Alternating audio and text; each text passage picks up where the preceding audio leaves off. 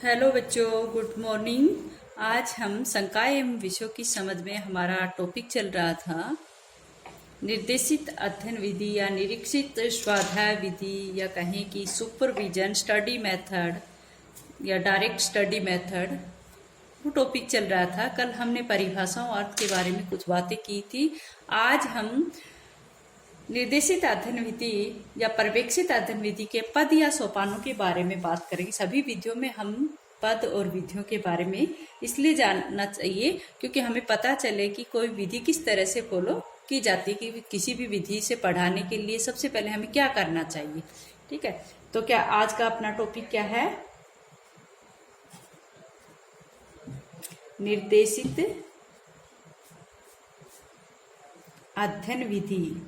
ध्यान रहे सभी को, ये निर्देशित अध्ययन विधि भी कहते हैं, इसे निरीक्षित स्वाध्याय विधि भी कहते हैं, इसे पर्यवेक्षित अध्ययन विधि भी कहते हैं, पद या सोपान। निरीक्षित अध्ययन विधि के पद या सोपान, और पद को भी चरण भी कह सकते हैं, सोपान भी कह सकते हैं, स्टेप्स भी कह सकते हैं और पद भी कह सकते हैं कि किस तरह से इसको क्रम से इस विधि को फॉलो करना होता है। तो सबसे पहला चरण यानी कि सबसे पहला पद इस विधि से निर्देशित अध्ययन विधि से पढ़ाने के लिए सबसे पहला जो कार्य है वो क्या होगा? सबसे पहले क्या है कि अध्ययन कार्य का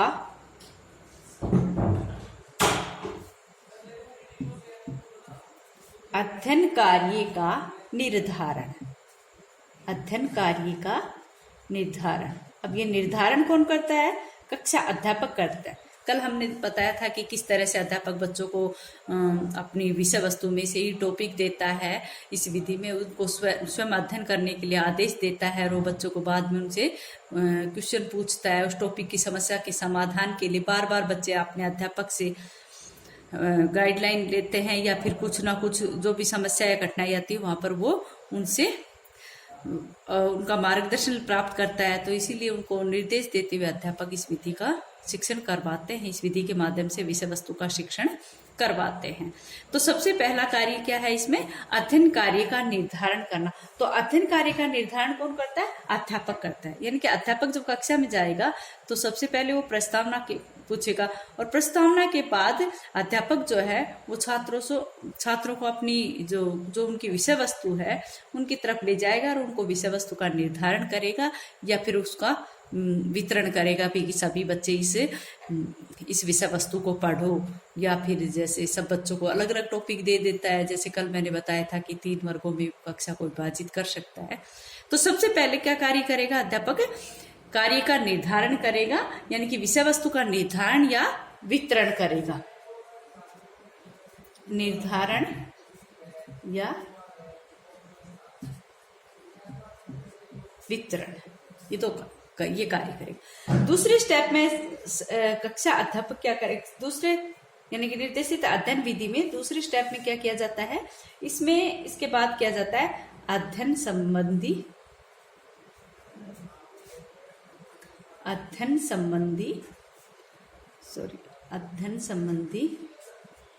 निर्देश। अध्ययन संबंधी निर्देश ये भी कौन देता है? अध्यापक देता है। अध्ययन संबंधी निर्देश भी कौन दे रहा है? अध्यापक दे। इसीलिए तो इसको निर्देशित अध्ययन विधि कहा गया है।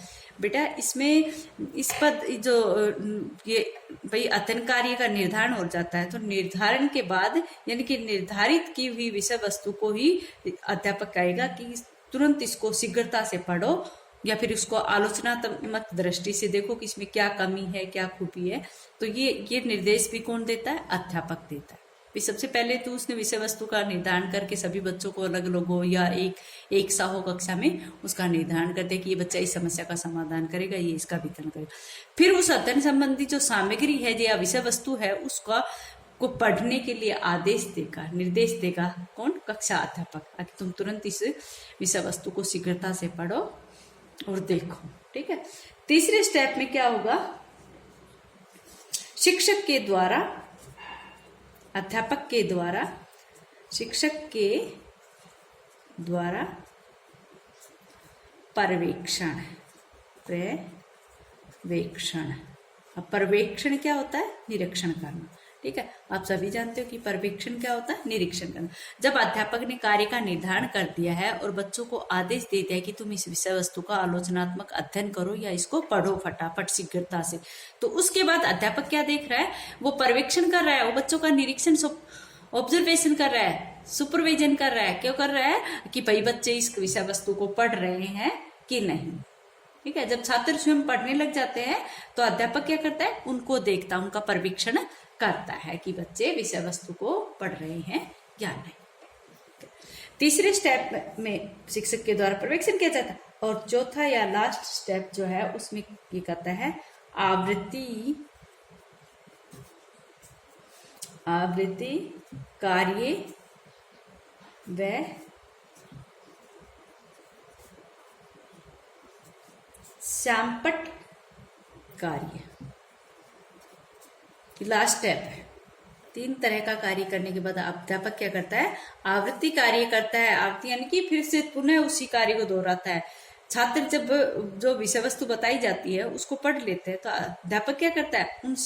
उससे विषय वस्तु से संबंधित जो उन्होंने कक्ष में पढ़ी है उसी से संबंधित पुनरावर्ती क्वेश्चन पूछेगा, पुनरावर्ती प्रश्न करता है और उनके उत्तर जो आते हैं वो श्यामपट्ट पर लिखेगा। पुनरावर्ती प्रश्न पूछता है। क्यों? जो कार्य जो विषय वस्तु उन्होंने कक्ष में पढ़ी थी उसी के बारे में उन्हीं को दोहराते हुए पुनरावर्ती प्रश्न करता है और छात्र उनके उत्तरों को अध्यापक क्या करता है? श्यामपट्ट पर लिखता है। यानी कि जो जो मेन बातें होती है उसको श्यामपट्ट पर लिख देता है। ठीक है, ये थे आज का अपनी निर्देशित अध्ययन विधि के पद या सोपान। ठीक है, नेक्स्ट जो इसमें टॉपिक है वो है अपना निर्देशित अध्ययन विधि के गुण या दोष। निर्देशित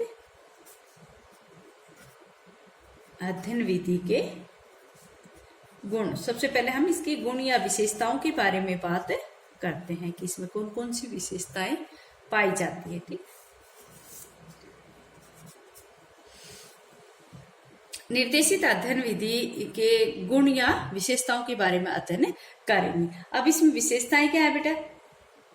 भाई इसमें अध्यापक क्या कर रहा है? आप सभी जानते हो कि अध्यापक तो सिर्फ उनका मार्गदर्शन कर रहा है और बच्चे क्या कर रहे हैं? विषय वस्तु का अध्ययन कर रहे हैं और समस्या का समाधान करने के लिए अध्यापक उनको कोई टॉपिक दे देता है या फिर उनसे वो जो विषय वस्तु उन्होंने अध्ययन की है उसके बारे में क्या करवाता है?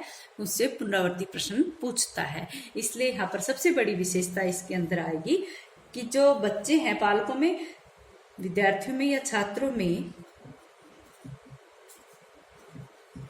छात्रों में स्वाध्याय की आदत,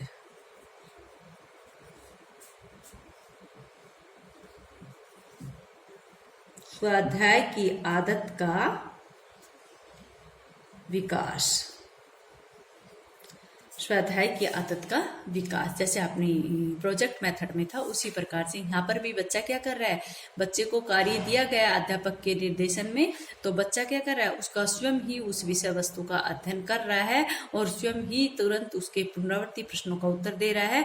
या फिर किसी भी जैसे माध्यमिक स्तर की कक्षाओं में बच्चों को कोई न कोई समस्या दे दी जाती है और वो समस्या का अध्ययन करने के लिए उनको कुछ ऑप्शन दिया जाता है और वो फिर उसके ऊपर कुछ ना कुछ अपने विचार प्रकट करते हैं।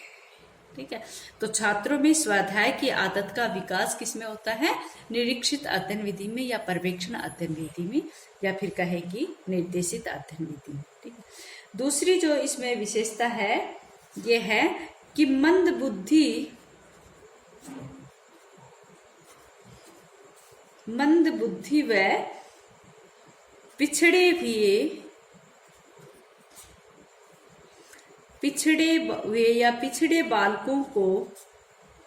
बालकों के लिए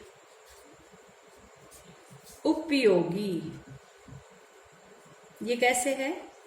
क्योंकि कल मैंने आपको बताया था कि कक्षा जो है क्लास को 3 स्तर पर अध्यापक बांट देता है। यानी कि जो भी कक्षा होती है उसको जैसे पहले सामान्य से अधिक, सामान्य या सामान्य से कम, कौन कौन सी क्लासें बांटी थी? सामान्य से अधिक, दूसरा था सामान्य कक्षा की ये इस तरह है, और एक था सामान्य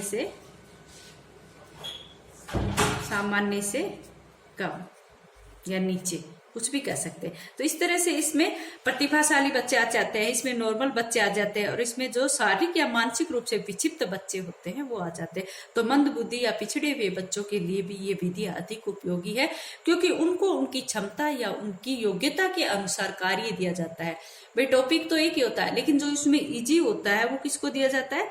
सामान्य से कम वाले बच्चों को या सामान्य से नीचे वाले बच्चों को दिया जाता है। उससे थोड़ा टिपिकल होता है वो सामान्य बच्चों को कार्य दिया जाता है, और उस जो ज्यादा कठिन होता है वो किनको दिया जाता है? सामान्य से ऊपर वाले बच्चों को, सामान्य से जो अधिक प्रतिभाशाली बच्चे हैं उनको ये कार्य करने के लिए दिया जाता है। तो सबसे बड़ी मेन बात तो ये होती है कि इसमें मंद बुद्धि व पिछड़े बालकों के लिए ये विधि बहुत ही उपयोगी है। नेक्स्ट जो है, चलो अच्छा बच्चों, आज इतना ही, आगे कल